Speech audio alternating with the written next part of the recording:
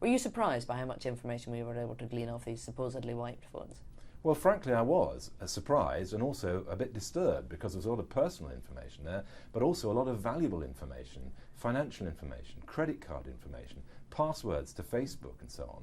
It's a worry, and it's particularly a worry when the firms concerned have represented these phones as having been cleaned, both to the individuals who sold the phone to the company and to the individuals who bought the phones. What might you do about that?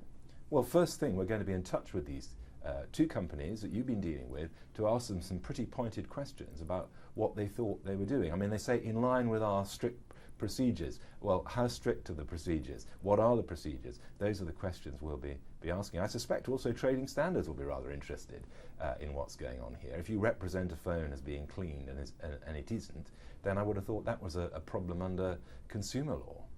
So you would want both consumers and retailers to do more? Well, I think the point, I mean, I don't want to be preachy, but I think we've all got to realise that if we use mobile devices for our most sensitive stuff, our most personal stuff, but also our valuable interactions, finance details, credit cards and so on, we've got a responsibility to keep these devices safe, to have them passworded, to have information encrypted where that's appropriate, to delete regularly what we don't need, and keep the manual, because the manual, the user's manual, will tell you how to get rid of stuff. Just doing factory reset clearly doesn't work. Is it dangerous for people to be selling phones that others can extract all this information from? Well, I wouldn't do it, and I'm not sure that the retail value of a mobile phone is that great anyway, but the same would apply if you just dumped it.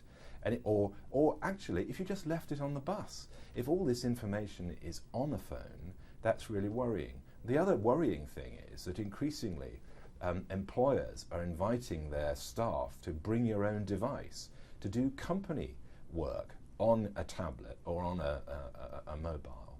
So there's going to be a lot of information, not just personal information, but also company information. That's a deep concern.